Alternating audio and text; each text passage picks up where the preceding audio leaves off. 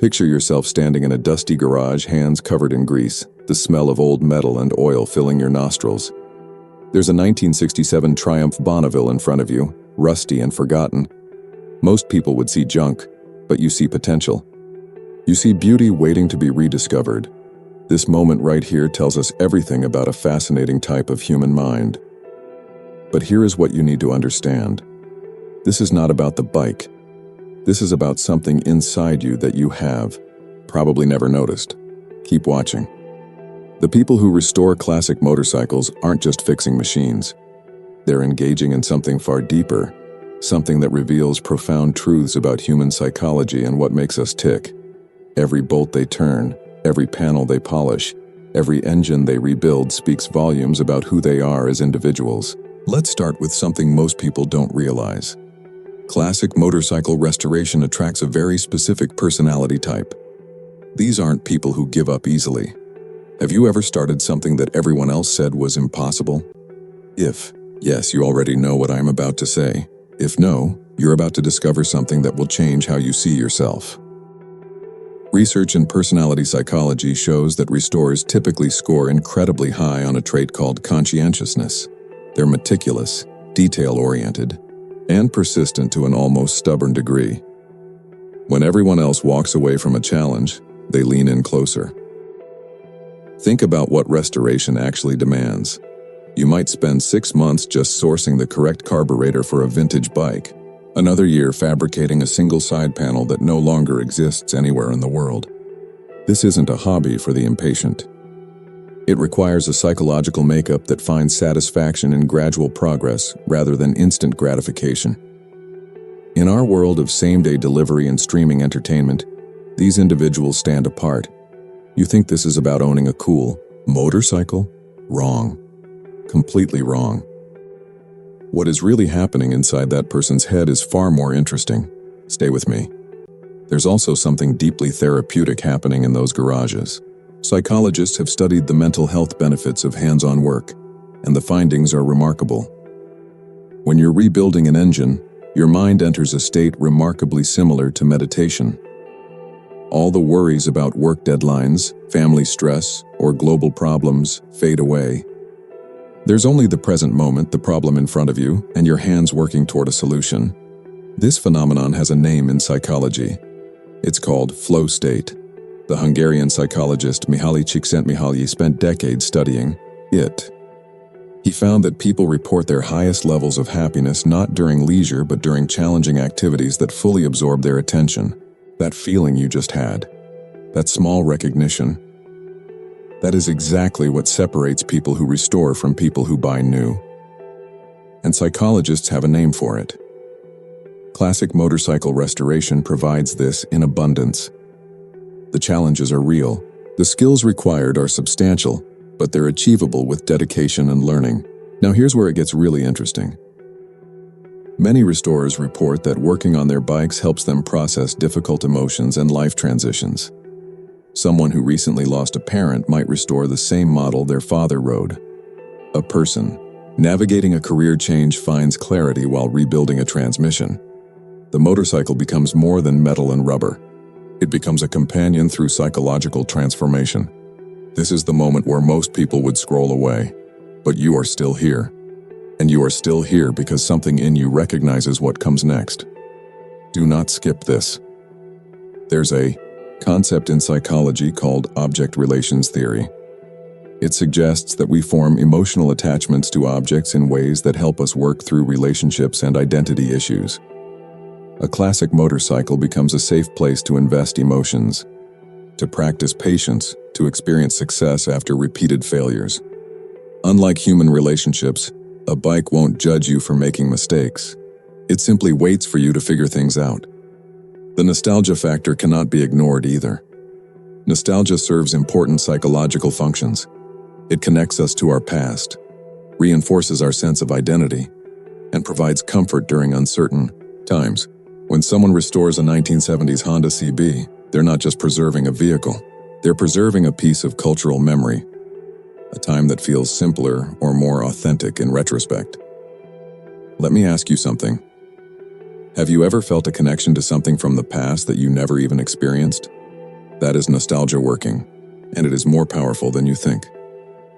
Studies on nostalgia show it actually improves mood and increases feelings of social connectedness.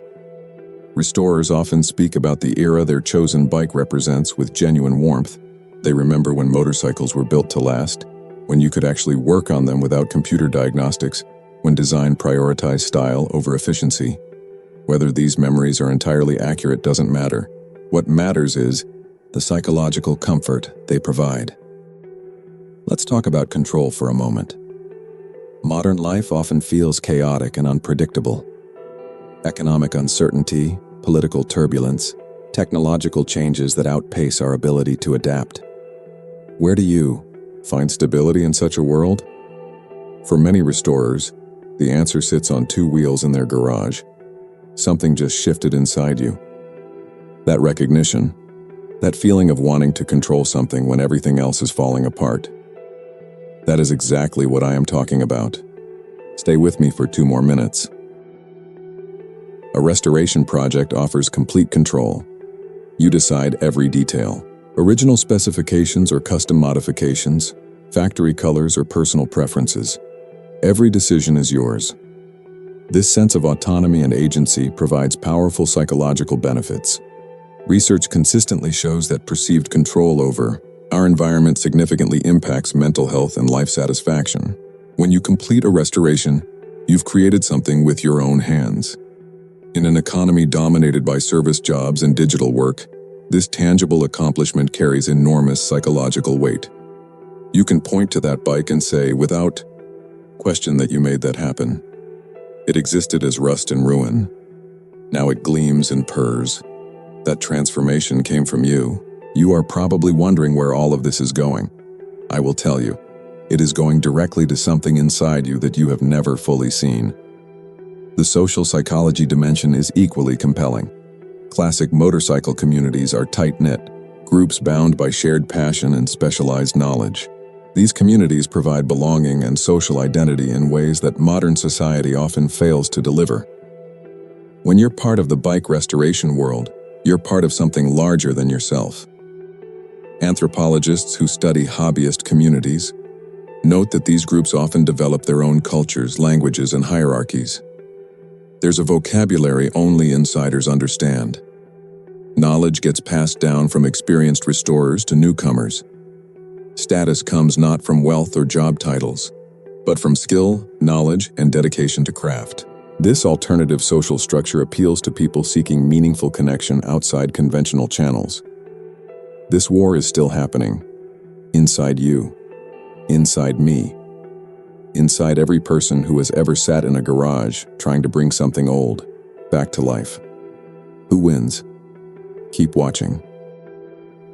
Consider also the element of legacy and immortality. Humans are uniquely aware of our own mortality, and this awareness drives much of our behavior. We want to leave something behind, to matter, to be remembered. Classic motorcycle restoration offers a path toward this goal that feels achievable. When you restore a bike that is 40, 50, or 60 years old, you're ensuring it survives another generation. Perhaps your children or grandchildren will ride it. Perhaps it will end up in a museum. Perhaps enthusiasts will admire it at bike shows decades after you're gone. The motorcycle becomes your legacy, a physical manifestation of your dedication and skill that outlasts your biological life. Psychologists call this generativity, the desire to contribute to future generations. It's considered a crucial aspect of healthy adult development. Restoration provides a concrete way to fulfill this psychological need. You have figured it out by now. This was never about a motorcycle. It was always about you. There's also something rebellion-like in choosing restoration over buying new.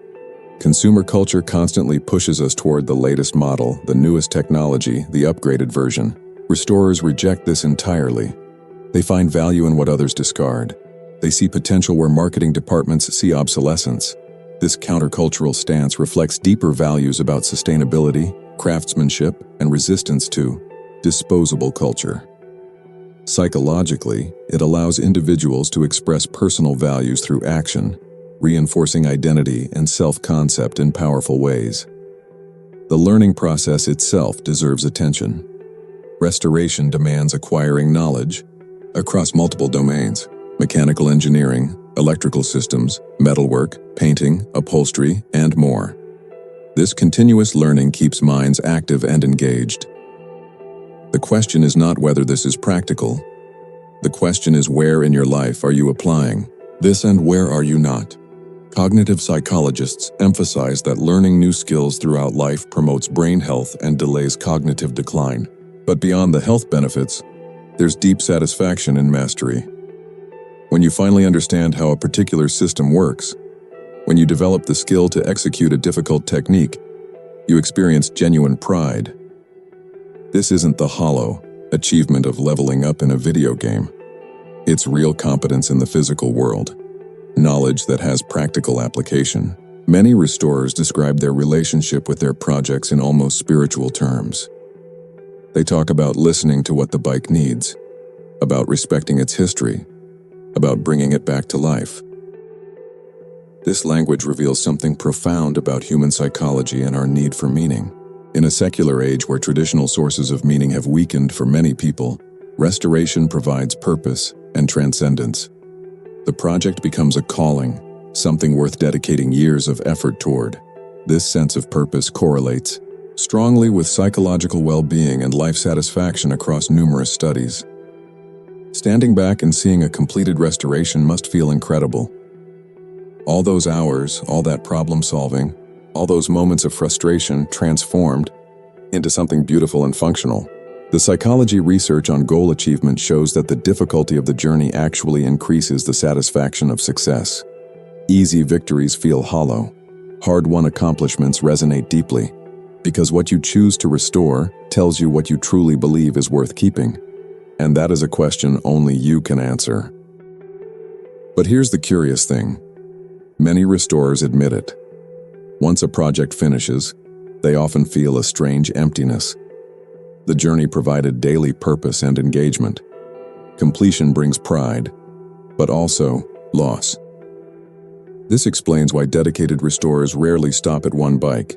They're not chasing the finished product so much as the process itself. The people who restore classic motorcycles are teaching us something valuable about human psychology. They show us that satisfaction comes from meaningful challenge, that connection to the past enriches the present, that working with our hands feeds something essential in our souls.